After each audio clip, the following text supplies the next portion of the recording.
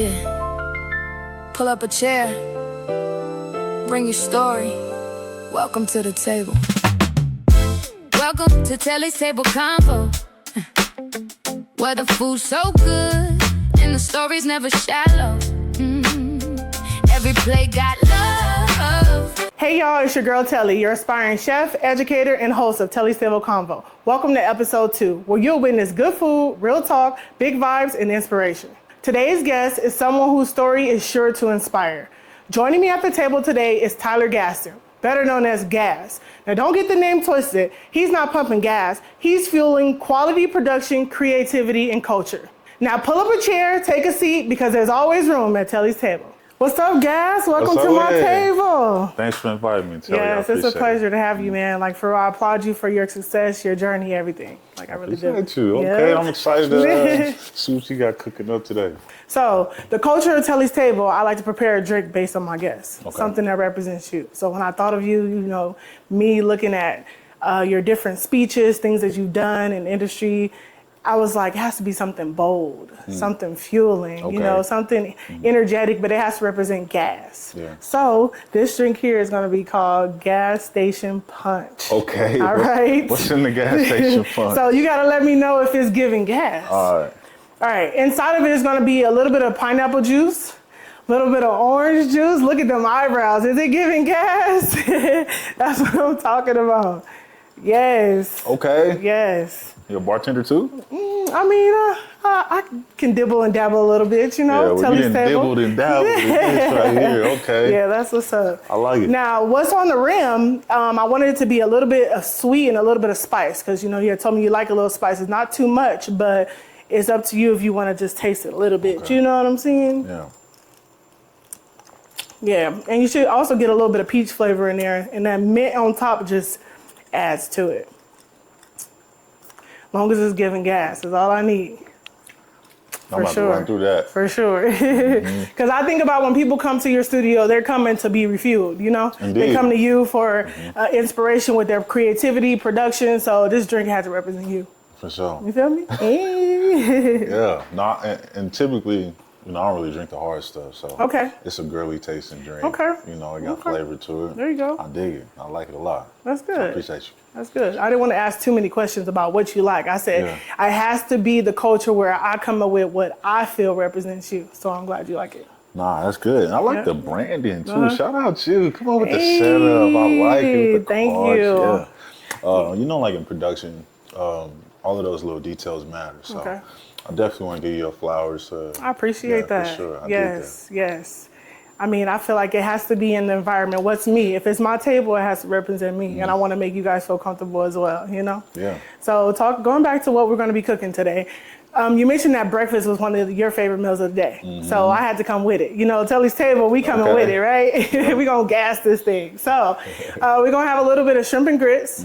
But on the shrimp and grits, I couldn't just leave it regular. Got to add you some blackened salmon on there. Okay. We're going to have some smothered potatoes and a homemade biscuit. All right. You know, got to make sure those flavors are well-rounded, you know? So you're going to definitely leave here with your appetite satisfied for sure. For sure. All right. It's been a minute since I had like some breakfast like that, like Southern breakfast. So. Yeah, and it has to be right. You know what I mean? Absolutely. Sometimes you spend all this money and then you don't get what you wanted. Trust me, when you leave here, you're going to be like, yes. Yeah. For sure. All right, well, I'm happy about it. Well, I already got some smothered potatoes cooking. I'm going to go ahead and start getting some of my shrimp and grit sauce. I like to prepare the potatoes to make sure the flavor is going to be right and let them slow cook, and then I'm going to get everything else going. Okay. So you typically start with the potatoes? I don't necessarily start with them, but the different things that I'm making today and the timing, I want these to be already ready so I can taste that flavor, make sure there's nothing I want to add to it, while the seafood and the sauce is something that cooks a little quicker. And I'm used to, that's my signature at Telly's Table. So I'm used to making that. So I want to make sure that that's right. And I don't have to think about more than one thing at a time, you know? Yeah. How do you balance your timing, like when you're cooking everything? That's a good question. I'm so used to doing it. It's like, I think about what cooks faster, what takes less time, and I I just really go with the flow of how things are. I know how to turn something down low while I cook something else. And some things, the flavors need to marinate a little bit as it's cooking. You can't just prepare it and just throw it out there. So I'm pretty much used to doing it. It's a little science to it, kind of like your production, Yeah. So how do you know, like, or is it like right off the bat? Like, when do you get in your flow state, like when you're cooking? The best thing for me is to put some music on. Get in the vibe. I love having the music playing. When I'm ready to cook, I'm in the zone. Like even my kids know, like, let me get to it. I always cook with love. And I'm always making sure that whatever I'm preparing is right. I've burned things, right? I've done that before. I've messed it up. I prepared a whole meal and one thing wasn't right. And it's like, it bothers me. Right. So when I'm in the zone, I got to be focused and make sure it's right. So do you like match your genre with like the type of food that you cooking? Like if you're cooking something Southern, do you listen to like... No, it depends on the vibe. Sometimes the time of day even too. Yeah. You know what I mean? Like it depends on how I'm feeling. Sometimes I get in the kitchen, I feel like I want to rap. Okay. Sometimes I feel like it's time for me to worship God. Sometimes I feel like I'm in, in the love mood. So it all depends. Before you came, I was playing some R&B. R&B is my go-to. Okay, that's so smooth. I love R&B music. So that was the first thing that I put on. Yeah. I feel like if I was in the kitchen like that, I gotta put on some trap music. Yeah. You know what I'm saying? I can't wait to see I was on the stove with it. You know what I'm saying? Chopping stuff. You know sometimes I feel like that. And my kids, they're old school because of me. Because I was raised by my grandma. So some of the things I play, they literally know all the lyrics. We'll come in here and do a little session, turn the camera on, things like that. But yeah, I feel you on that. Sometimes I'm in that zone. It's kind of like our responsibility now to pass on the... You have to, because how are they going to know about it? Yeah. Yeah, like that's real. Yeah, so unfortunately, I don't have any grandparents left now. So like, we really seeing the new adults. Yeah. The new OGs and, so nobody really cooking like this, too often in the family. Okay. So... these types of meals be like special, especially when they're done right. Yeah, they hit home for sure. Yeah. So I moved a little fast. I need you to just tell our viewers, just tell us a little bit about you, what you do and who you are. So I'm born and raised here, like true lost vegan. I'm like half a West Side baby, half a Northtown baby, truthfully. A lot of my childhood was kind of in both. My dad's side of the family is like Vegas Heights, which is historic West Side. My mom's side of the family is like Northtown, so Donna Street, that area. You from here? No, I'm not. I'm actually from California. I was born in... a tourist that never left. Look, I got a little seasoned out here, but I claim where I'm from. I'm from Southern California, so I was born in LA, but I was raised in Moreno Valley, called Moval, and I'm one of the, the real pioneers here, born I can learn a lot from you. Family was definitely rooted in music and church. I never could really get away from the music. Like there were times where if we weren't in choir rehearsal, I would go with my dad and a few of my older cousins, and they would have shows and, concerts at the House of Blues. So, I'd be backstage looking at their engineers and production, cast, just kind of learning and picking things up and, finding things that fascinated me. Okay. And then, of course, like, a lot of our family plays musical instruments or sings or, all types of stuff. So definitely rooted in that. And then, I'm 6'5" now, but I was a 2-foot baby, So sports was kind of inevitable at that point. Wow. Yeah. So I really did both growing up here. Like I went to high school. There was a huge emphasis on sports. But on the weekends, I would, dibble in music. Okay. I think I always knew that music was my passion. But just like most black kids, urban kids, sports is your way out the neighborhood, right? So I did end up playing football. I got a scholarship to UNLV. That was dope. That was a very momentous occasion.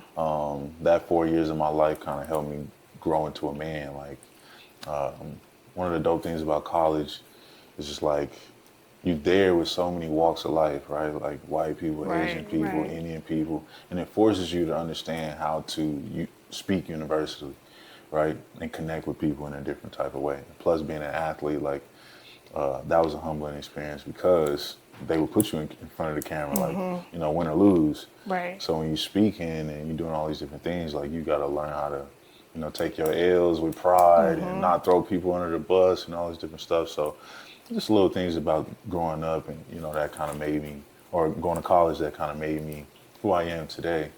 And so, you know, fast forward, my senior year, I did pretty well. I got an opportunity to, you know, kind of check out what the NFL would look like. And so I did that. Before I even got to NFL and, you know, chased any opportunities, I kind of knew I wasn't, you know, going to stay in football long. My heart just wasn't in it anymore. So long story short, I got released from San Diego Chargers. Okay. I came back here and my focus was, you know, full head of steam towards music. Wow. Yeah. That's dope. Now, you said football, so I got a little joke for you. Okay. Knock, knock joke. You ready? Knock, knock. Who's there? Quarterback. Quarterback who? Exactly. That's what all the quarterbacks said when you was coming their way on the defense line. Got him. I was like, let me come with something, just a little something, since he funny and everything. Let's see if I can make him laugh a little bit. But Right, I dig it. You gotta love a sense of humor. I'm actually a UNLV alumni also, so swear? that's really dope. When I was reading that, I was like, what I major? Yeah. Elementary education. Okay. Yeah, so I'm a What's up? educator as well as a chef, so dope. we gonna mix those two together. Yeah, you know? I study criminal justice. You know, a lot of us, we feel like we don't really use our major. Right. I think the percentage is like high. It's like over 80% or something of like people who graduate don't really end up using their original degree. But for me, like, I definitely feel like I never got away from mine. Okay. When I went back to North Las Vegas after graduating from college, going to the NFL, like everything I was learning in my classes, like in sociology and all of these different theories and stuff like that, the shit made so much sense. Right. You know what I'm saying? Yeah. And now it's like being removed from the hood or being removed from, you know, these impoverished neighborhoods. You're looking at it in a different way. And so, you know, like not only was my first job with the county in gang intervention after I quit football, but just naturally I've always been kind of like this big brother and mentor type, you know, type person. And so, yeah, I never really got away from using what I learned in criminal justice. Yeah. What about you? You feel like Mine is a little bit different because I honestly feel like college is not what made me become a great educator. I learned from experience. Yeah. So I did get a lot of things hands-on. You know, I learned, but because I started teaching early childhood education first, as a pre-K teacher, I learned a lot of the do's and nots and how to adapt lesson plans and all that from being involved. So once it came to learn about it, it wasn't that I was cocky, but I felt like I knew those things, and it was more like I learned more of the language behind it, if that makes sense. Yeah. So, but the experience definitely just came hands-on. Yeah, actually that's perfect. Like that's how I felt about music, because at the time UNLV didn't have a major for like music technology or audio production and stuff like that. I think they're working on something right now, so shout out to them for that. But when I started taking those classes, I took as many as I could, right? For my electives and things like that. I had already had a studio. You know, I had already had, you know, prior knowledge on, you know, how to set up and how to produce and how to run sessions and different things like that. So just like you said, like it just kind of galvanized your vocabulary. It kind of helps you, you know, teach, you know, talk the language a little bit more, right? And, you know, just making you more versatile in your craft. Exactly. So, no, I agree with that for sure. Yeah. For sure. Definitely. I see you adding some seasonings. What Yeah, you got going on? Look, this is my shrimp and grits sauce, so this is my baby. Okay. It has to be right. So I'm gonna have you taste it in a little bit. Okay. But I don't tell all of the seasons that I put in here. Respect. I always talk about one for sure. This is the one we know. This is my go-to. McCormick roasted garlic and herb, because it's like me. Yeah. Underrated, give lots of flavor, and without being salty. So, but this is my baby. I talk about. Bar. Okay, I like that. Yeah. So I know everybody refers to you as Gas. Yeah. But growing up, did you have a different name? Were you just called Tyler? What did your family or friends refer to you as? I had a couple. Tyler, Texas. Okay. I was from the older individuals, like my grandpa, my uncles. Then I had Tex, which was short for Tyler, Texas. Lil Chud. Yeah. I don't know what the hell a Chud is. Sound like one of your uncles gave you that. That was my grandpa on my mom's side. Really, the name Gas came from football. Okay. Yeah, so when I got there as a freshman at UNLV, there was a teammate of mine named Kelby Oilen. My name was Tyler Gaston. And so our defensive line coach used to be like, gas and oil, get in. Oh, okay. Right. The oil. Oh, I know she blessed. Oh. That's dope though. That's unique. That's and funny at the same time, right? Yeah, and so my teachers, my instructors on campus, the administrators, all types of people, like the whole coaching staff, of course our teammates, everybody just kept calling me Gas after that. Yeah, it was over after that, huh? Yeah. That's dope. So you mentioned about, playing football, being an alumni, and also your passion of music and producing. Like in that, what challenge did you face as far as taking that leap of faith and going from football to pursuing your passion? What chance did I take was the question? What challenge? I know there was something like taking that leap of faith to go from, no, I don't want to do this, and to pursuing your passion. I know there was some type of challenge or something that came with it that might have tried to stand in the way, but you overcame it. Absolutely. Like just walking away from football, was the challenge in itself. Like that's the biggest challenge, that was kind of superseding other smaller challenges, right? Like to put things into perspective, I've been playing football since I was maybe 4 or 5 years old. Okay. So that dream and that goal of, making it to the NFL was always there. Okay. Another crazy fact is I never spent a summer to myself.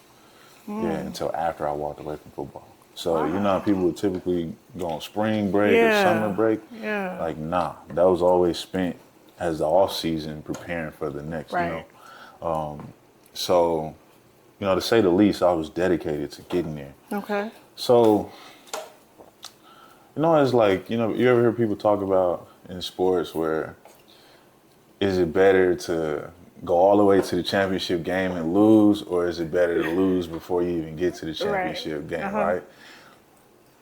I still don't know to this day if it hurt worse to go all the way to the NFL and walk away, or to hang it up before I even had the opportunity. Okay.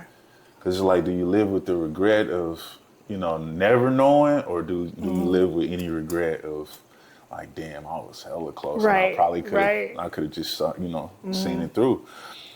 For me, like, sometimes that still kind of creeps up. Like during my darkest moments, that was some of the thoughts that were crossing my mind. I had so many people that invested in me. Like I'm talking about from buying me cleats to, sponsoring training, and there's a lot of people along the way that I feel like God placed in position to help orchestrate this master plan. Right.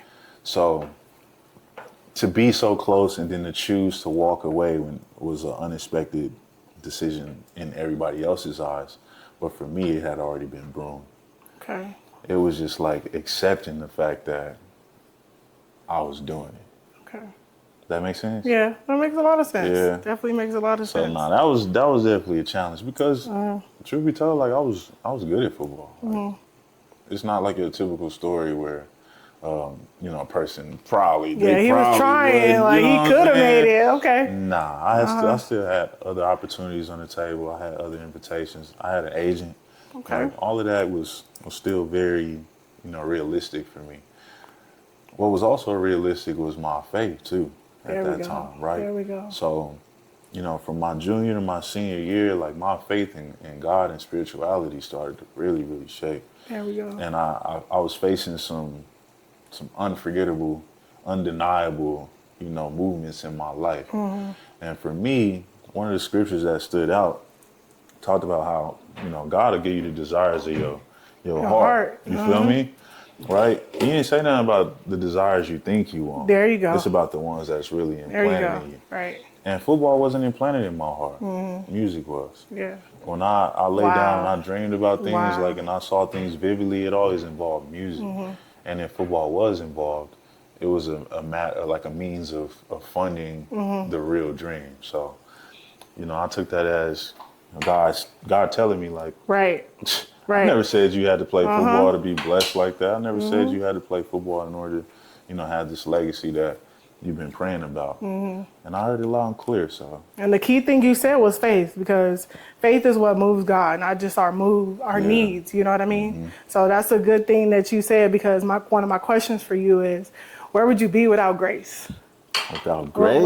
Where do you think you would be without grace? Sheesh. When I think about that question and grace, it's like, I think about the times I could have got, like, things could have got bad, like, you know what I'm saying? Like, we could have gotten in trouble. It was times, like, where half of our starting players were on the chopping block for getting kicked out of school. Man. Yeah, so, I mean, I ain't talk about some of them stories, but that's grace. It's like, you know, administration looking down on it, or even God, like, nah, it's not gonna go down like that. Man,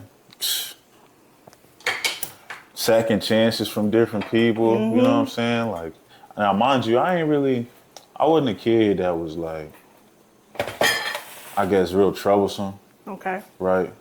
Like, I wasn't like the YN. I was never a YN. Right. But everybody got little nigga tendencies from time to time. Just a little bit. A little rough on the edges. Just a little bit, you know? You know, it's moments like that it could be the difference between how I turned out and how, you know, close relatives turned out or close friends turned out.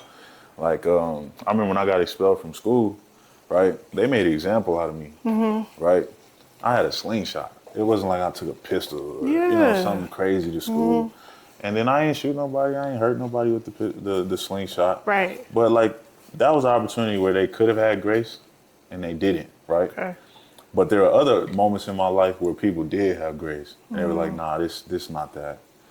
We need to, you know, look at this totally separate. So I'm trying to think if there was one specific moment. Let me make that question a little more direct. Where would you be without the grace of God? Without the grace of God, man.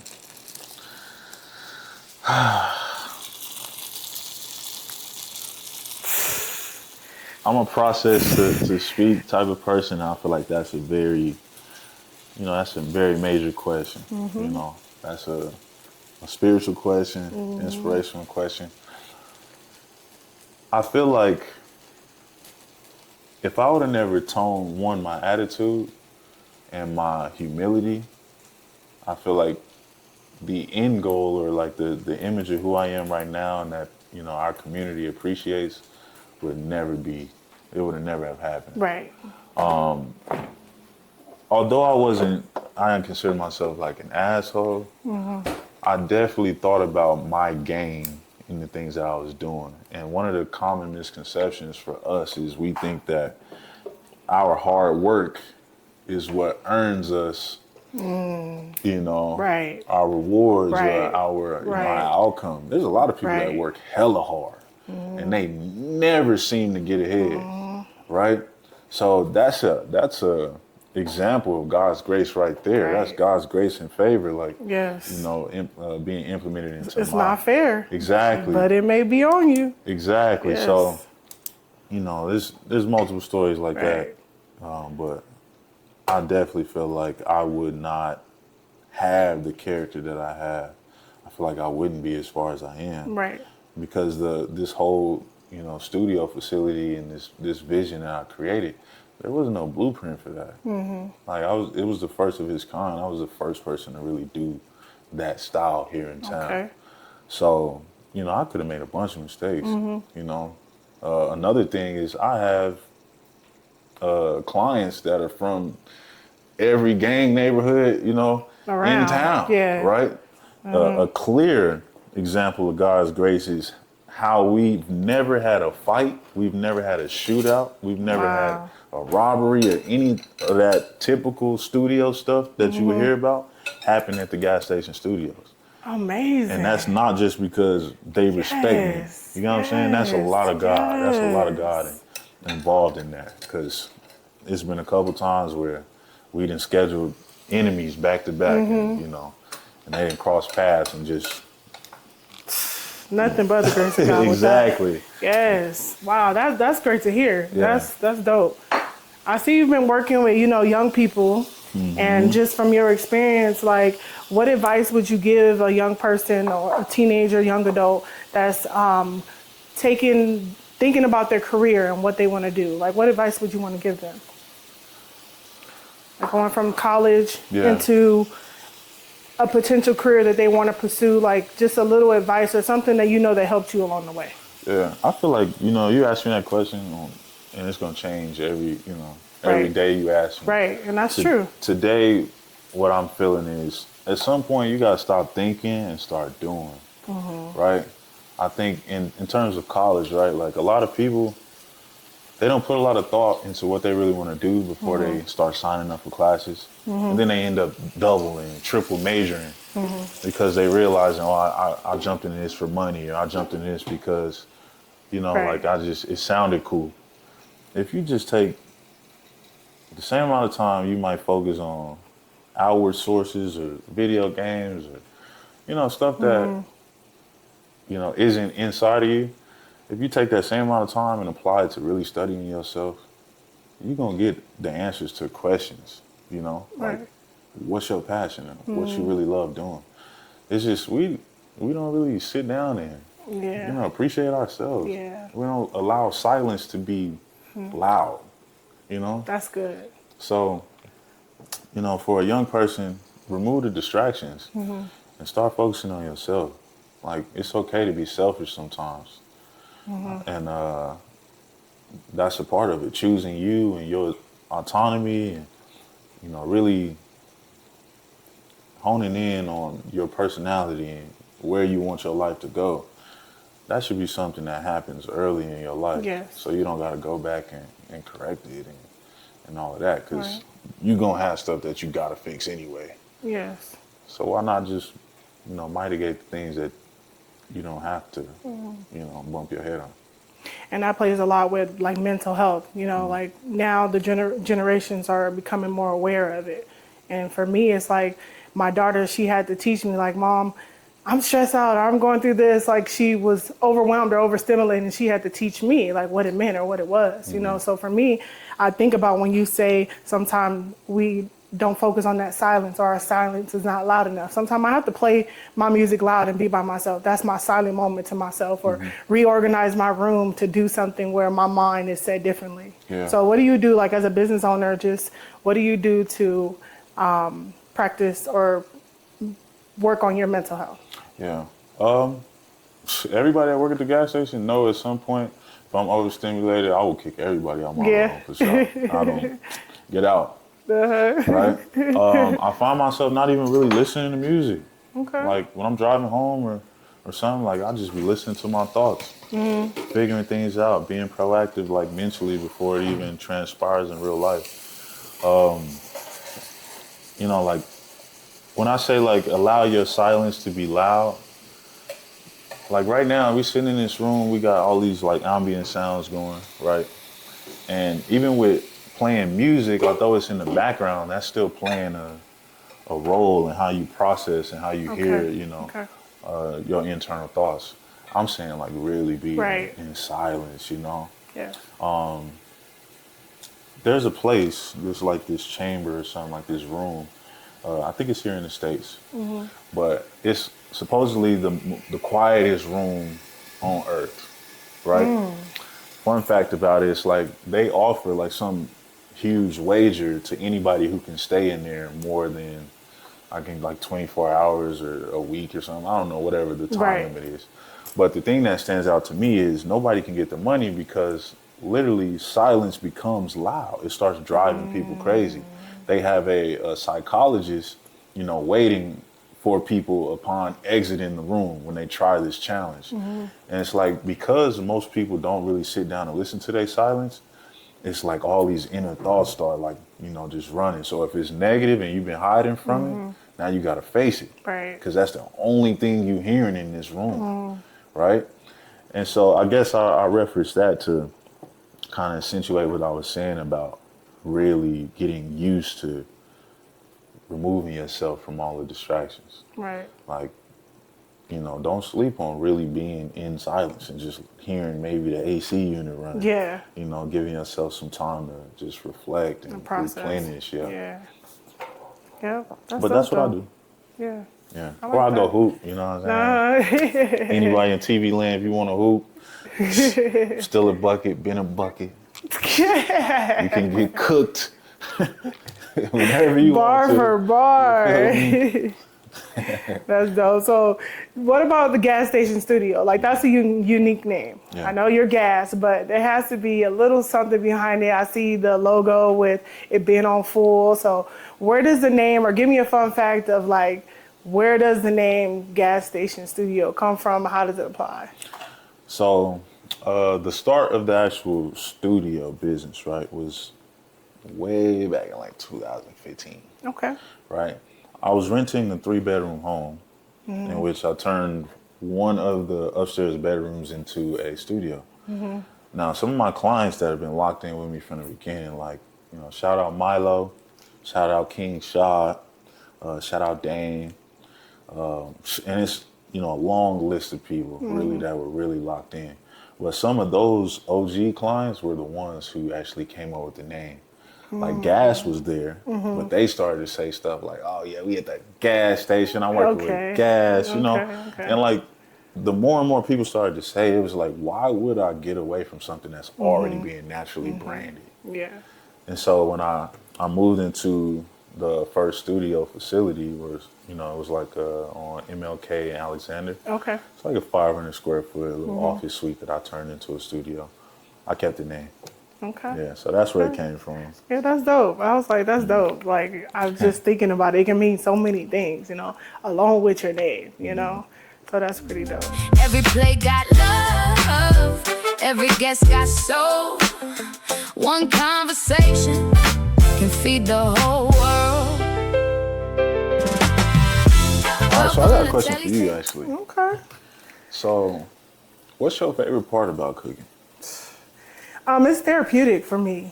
Going back to that mental health thing, like once I get in the zone, it's like I love seeing the outcome, what I could do. And also, I like the praise that comes behind what I made, you know. But for sure, being in the kitchen, putting my mix together, like, it's like I always say, I did it again. Because it amazes me, like, bro, this really is fire. Like, and I don't mean to like hype myself up. Like, it's been very few times where I cook something, I was like, ugh. And if I do, it's like, it's a science. I got to get it right. Like, I can't just stop right there. Like, I got to get it right. Yeah. So yeah, it's very therapeutic. Yeah. I feel like cooking, like, it's low-key creative too, isn't it? Like, it's like an art. Like, like I can imagine, you know, as an engineer and producer, right? When we start mixing sounds, it's like you didn't really think or know for sure that sound would go with the other one, right? You just kind of got like a feeling and like prior knowledge like of how sounds could go. And so like when you making something new, you know, a whole new recipe, I'd imagine like it's the same for Yes, for because y'all literally chefs. I've woken up out my sleep like, oh, I want to mix this, I want to do this, like, and I try it, and it's like, even if it didn't come out the way I wanted it to look, as far as, because I'm big on appearance, you know what I mean? The flavor, it's like, dang, I thought of that in my sleep, came in here and mixed it up and knew, like, kind of like the beat, like knew what to mix with what, and so definitely an art, definitely a science. Fire. That's super fire. Therapeutic for sure. That's a bar to me, because it's like, all right, being able to cook, right, and make something taste good is one thing. But to make it look good at the same time, right? Like, okay, I can produce, right? I can film. We accomplished the goal, but did we make it look good the Yes. whole time we were doing it? Yes, You know what I'm saying? Did we look good the whole time we were doing it? That's fire. I like that. Like, are you going to want to eat it? Are you going to want to touch it? Like, does it look appealing? You know what I mean? Like, and that's with anything that I do. Like, I love to decorate. I love making sure everything is like right. Like, you know, kind of like a inspirational host. You know, that's just always been me. Yeah. You know. So do you like sell plates too? Like I do. If I like the food today, I can buy this meal or something. Yes. Okay. Definitely. I sell plates. I do personal orders, cater large events. Nothing's too small. Nothing's too big. Yeah. For the most part, thank you, Lord, I've been booked. So as far as selling plates, I haven't been doing it as much. Yeah. But anyone that's thinking about the financial side of things, it's better for me to to book an event, you know, but definitely. So, once you taste these shrimp and grits, you need me to bring some to the studio, just hit Telly is all I'm saying, but for sure. Yep. Okay. Is there a moment, right, in the kitchen that you can think of that's like tied to a life lesson for you? Or is like the equivalent of a life lesson? Like maybe you burned some food or something, or dropped a pot. I don't know. Like I'm just, reaching. Just for the sake of time, I'm gonna throw one out there that came straight to thought. Really, is just never giving up. Like even me in my career in business, Telly's Table. Literally, a lot of people, shout out to all my haters, thought that I wasn't gonna overcome what happened. The loss of my restaurant and me rebranding here in Las Vegas. But that was never gonna stop me. It was like my fuel is in me. So it's like I had to keep going. So for me, anything that I do, even if I burn something, if it wasn't perfect, I didn't like it, I would say that keep going. Keep going, no matter what. And that's really me. Anything I say that I'm gonna do, hit up gas. Yo, you trying to get on the podcast? I'ma do it. And that's not me being cocky. That's because my faith is big enough. Like, God, this is what I need you to make happen for me. This is what my desire is. And if this is the will you have for me, let's keep this thing going. So keep going. That's inspiring, man. Like, as you're talking about that, like, it makes me think of us and my team behind the gas station. Like, because we recently just closed our film studio. Okay. Right, and that was a major thing in the city. Yeah. It was, historically the first film studio in the city of North Las Vegas. Right. We had like a bunch of major accomplishments there. Like we had Future, Jordan Lucas, like all types of stars, and Netflix, HBO, like all types of stuff, right? And opportunities that came from that and connections. So like closing it, if you drop this, like this is news to a lot of people because they don't know that we closed the studio. But from the outside looking in, right, to somebody who's not going through your storyline with you, it looks like failure. Yes. Right? And, they think it's like, dang, it must not have been, this, it must not have been that, which some of it might be true, but you never know the real story. Like, we don't even know what God got planned for us. So how you think what the plan is, right? And just to put things into perspective, right? With the film studio, like, the reason we ended up closing it was because we were faced with a decision of raising the rates on the little people, meaning like the gas stations, the Just Bees, the arts, you know what I'm saying? Like people who are local and really grinding in the city, right? Trying to get their films off the ground. We would have had to raise the rates for them. Okay. Which would have priced them out of a facility that we made for them. Yes. In order to keep that building open. So for anybody that might have heard that and thought like, well, that was a failure, I want you to understand that it's already a blessing to be able to afford $7,000 a month. Right. You get what I'm saying? Do you hear me? So I need you to understand that, and then to make a unselfish decision like that. Yes. To consider the community in our decision. Yeah. And what you were talking about in your story, like, inspired me because obviously you're still cooking. Right. You know what I'm saying? Obviously it's still branded around it. Yes. You know what I'm saying? Right. Like it's obviously still working in your favor and you're moving towards the original goal. Exactly. I think God's reroute is more important than Can I get an amen? You know what I'm saying? Yes. So, yeah, plan A is still in effect. You know what I mean? You just may have to take a different detour. That doesn't mean that it's not going to happen. That may not even been the route that he wanted you to take in the first place. Exactly. Or you had to go through that to make sure you can overcome the other things that's to come. Yeah. And I always say, think about the things that you prayed and asked God for. That's why I try to remember to write them down, because you forget sometimes. It's like, oh, I did ask God for that. So he doing this, so to align me for this, you know what I mean? So it makes a difference. And on the outside looking in, they don't know the business side of it, you know? So it's like, you said $7,000. I was in Moreno Valley Mall, $6,000 rent. Yeah. They thinking, oh, she's just, no, there's a lot more to it. And that's just the rent. We ain't going to talk about the insurances, the employees, the taxes. So it's deeper than that. And you making that decision is definitely going to help you in the future. You know what I mean? So forget what everybody else got to say. Right. And I believe it'll come back. Yeah. Right? I believe that the next time we bring it back, not only will it be bigger and better, but it'll be more meaningful, because now we've seen and we're able to troubleshoot, you know, things that were unforeseen in the beginning. Yeah. Again, it's the first, right? So now the next blueprint is going to be inclusive of the lessons that we learned, right? Yes. And so now that blueprint going to be way better. It's going to be way more foolproof. Yeah. It's going to be a, you know, opportunity for us to still involve the community, but still get the bag at the end of the day too. Right. Yeah. Well, speaking of the bag, you know, I done created something that's going to collect the bag. Okay. So I want you to go on and taste a little bit of this sauce for me. Go ahead and taste that. Tell me what you like about that. Okay. What we've been waiting on. Okay. So immediately, I taste this. Pause. You just had to throw the pause in there. Oh, I heard too. Immediately, I taste the presence of the protein element in the sauce. It got a little kick to it. Yeah.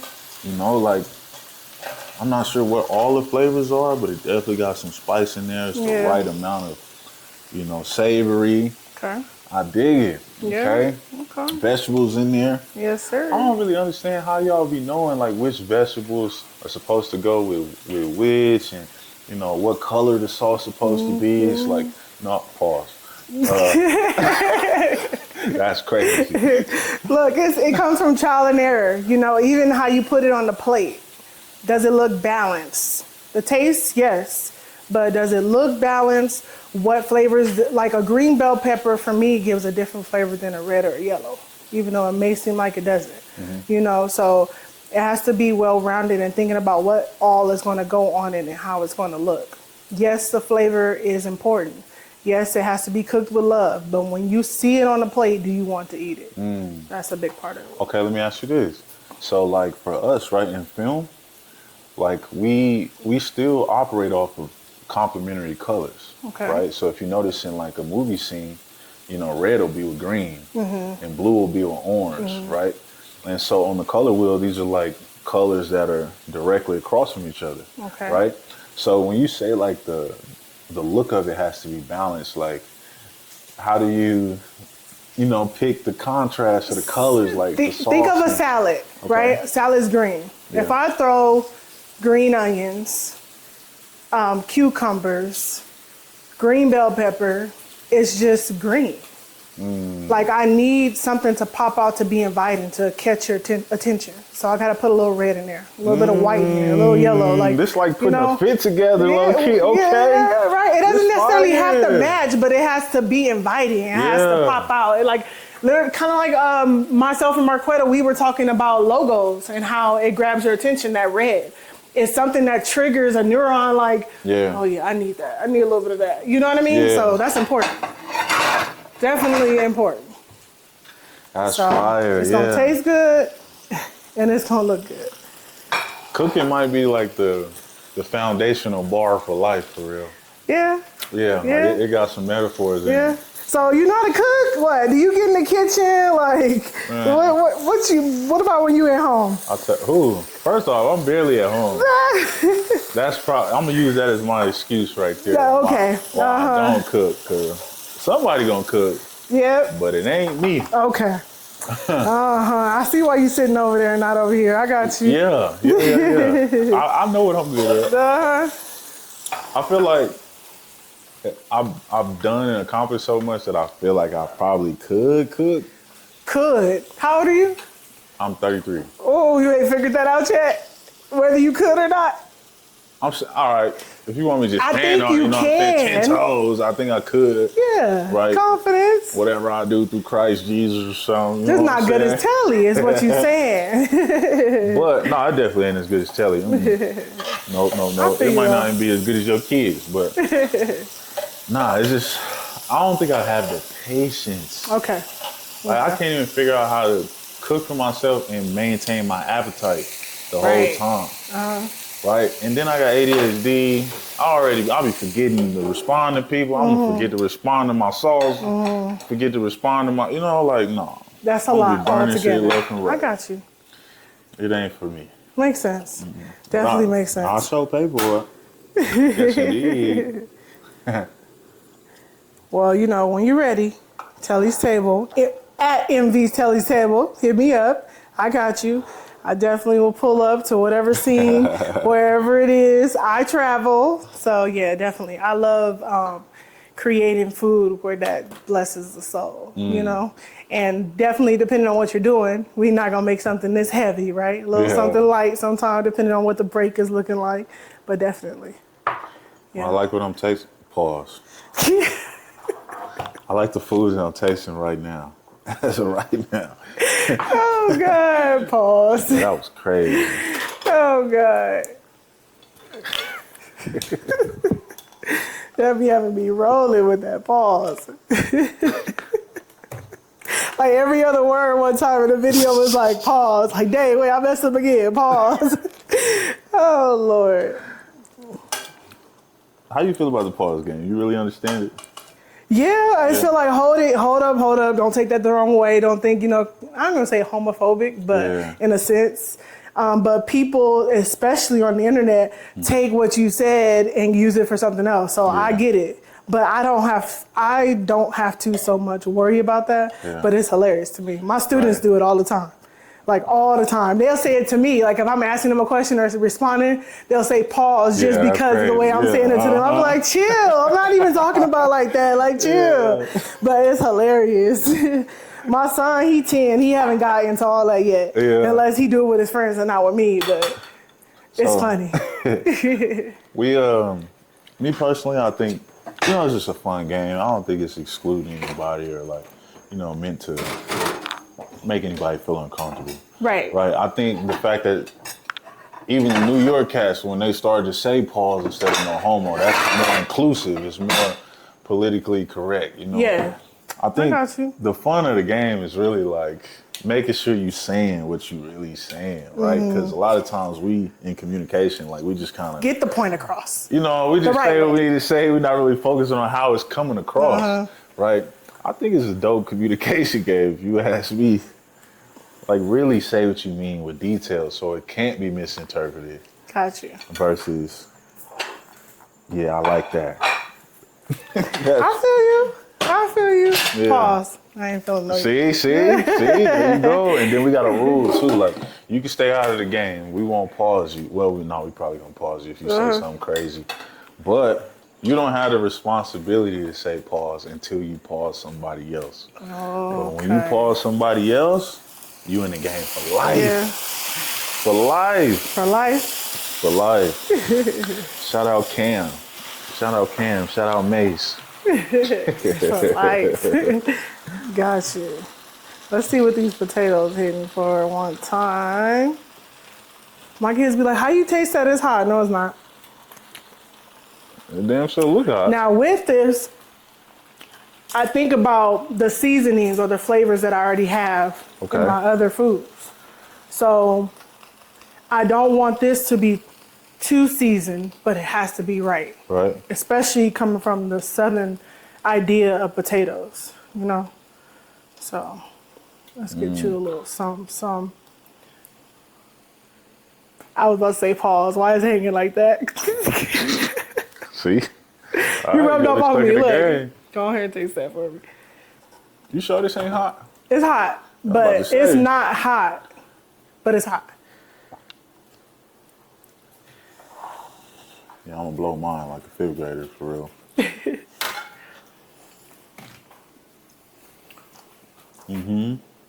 Right? Okay, I see what you're saying. Where like it's still seasoned, Yeah. but it's more faint. Right. And allows for like other space and room on the palate. Right. I'm cooking? Because you cooking. You cooking it up for sure. You sound like you got that from me. Yeah, that was good. Yeah, gotta be well balanced. Okay. Yeah. Hold on, this is a big bowl. This is a Craig bowl. That's not for me to feed you, sir. That is a serving bowl. Okay, for sure. It's just for presentation. We talked about this. That would have been a cereal bowl in my house for sure. No. My kids have done that. Like, bro, this is not for cereal, okay? This is a serving dish. Cereal boxes only get 4 bowls out of there. That is so funny. I need the Craig bowl. Whole urban community know what the Craig bowl is. Right. I had some Captain Crunch last night. Yeah. I'm sorry. I didn't quite catch that. Hey, we're not even talking to you, Siri. You wasn't supposed to catch this shit in the first place. This what's funny is she tried to interpret the pause right there. It said it in the text. That's when she started listening. Chill, Siri. Let's move this out the way. I'm almost done with my drink. Garnish. Oh, I got some more for you.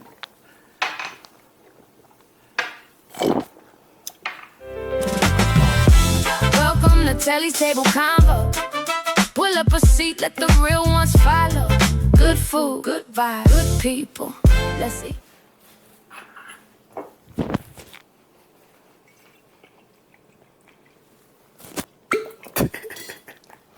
Nah, this is crazy. I ain't gonna lie. All right. Now, y'all know, if I call you ugly to your face, I'll tell you your food ain't good. And I don't got a problem calling people ugly. Y'all know. But I'm talking about flavorful, authentic, genuine. Like, I can taste like a person who got patience. They really care about the details of everything. I ate the parsley. The lit shit she put on there for decoration is gone. I ate that too. Like, bro, the flavors is popping for real. First thing I ate was a biscuit. Come to find out it was homemade. It wouldn't have mattered in the first place. Shit gone. It was going down either way. It must have had like some honey butter or something. Like, it was a honey butter? Butter, a little bit of honey on top. Okay, see, you know what I'm saying? My palate is, you know what I'm saying? It's up there. It's up there. Yeah. All right.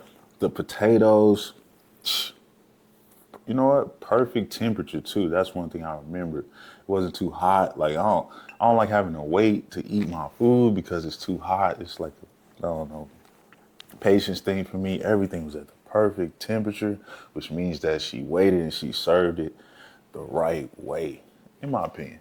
The grits is the right consistency. It's no clumpiness. Shout out to it being fluid. Come on now, no clumpy grits. And nobody want no clumpy ass grits, right? The salmon with the grits and the sauce and the subtle dab of lemon. And then his cousin over there, the shrimp, right next to him, starring in the show. I'm playing around in my delivery, but I'm not playing about how it tastes. Like, nah, you really need to be looking forward to opening the next restaurant. And I can't wait to be there for the grand opening. In the meantime, I'm gonna take one of these cars. For sure. Thank you. And I'm gonna plug myself and the people, because, yeah, you got something special. And I'm in a moment in my life where, whether small or big, I never hesitate to give people their flowers while they can smell them. So keep doing your thing, for sure. I'm gonna be supporting. Thank you. I appreciate that. Yes, sir. Baby, look. I did it again. Yes. This is my signature dish, so I don't play about my baby. This is my baby. Like, people know that when they come to Telly's, shrimp and grits, as far as the breakfast menu, is the go-to. So I love that. I love your feedback and how you pointed out every item. Yes. He said, look, I'm playing around with my delivery, but I'm not playing around. It's good. I appreciate that. I'm yes, finna sir. reschedule everything I gotta do. Got that itis. I just want to send a major shout out to Telly for not only cooking a fabulous meal, a meaningful meal, but having me as a guest. And as I sip on this branded drink, this gas station drink, I like to tell everybody watching to keep cooking, man. You know, however that word applies to you, whether you're in the studio, whether you're a lawyer, whether you're an athlete or a chef, just keep cooking, man. Generation, every meal. My dish today, the signature shrimp and grits, I did it again. It was so delightful. Just the idea of breakfast and us talking about refueling, gas, right? Breakfast is the first meal of the day, so it has to be right. It really was perfection. And just the feedback I got was everything. Let's talk about this gas station punch. Make sure you look at the recipe if you need those ingredients. But the flavors came together. They came together and really supported gas. So this just makes me think about everything today, how our conversation flowed, the drink flowed, the foods flowed. Everything was just right. Right timing, right place, and right guest. So I want to start this new thing where I give you guys a cook challenge. So Telly's cook challenge this week is to make sure that you cook a meal with someone that you love. Hold yourself to it. That could be your mom, your dad, your cousin, your friends, whoever it may be. Plan that for this week. As a chef, I prepare my food with love and soul. So I would love to be a part of your next event. Make sure you guys take a look at the screen of the services that I offer and also the promotions that I have going on for July. 25% off your entire catering order or one free half pan, and that's going to be a side choice that you would like. Today's conversation reminded me that everybody needs a time or a place to refuel. That can be you with your faith, your purpose, or pursuing your dream, being with your family, or even in the community. Whatever that may be, make sure that it's something that pushes you forward and not takes you back. And that's just word from Telly. Because for me, when I think about fueling, for example, thinking about gas, he uses his gas station studio to fuel creativity, culture. I use my Telly's Table platform to fuel conversation, to feed the soul, to give inspiration. And that is something that helps me, even whenever I think about mental health and what's that go-to, the thing that I need. So make sure that no matter what, you continue to feed your dream, you feed your purpose, no matter what you do, and don't ever forget, let's eat, embrace, aspire, take action after trusting God. And remember, you are fearfully and wonderfully made.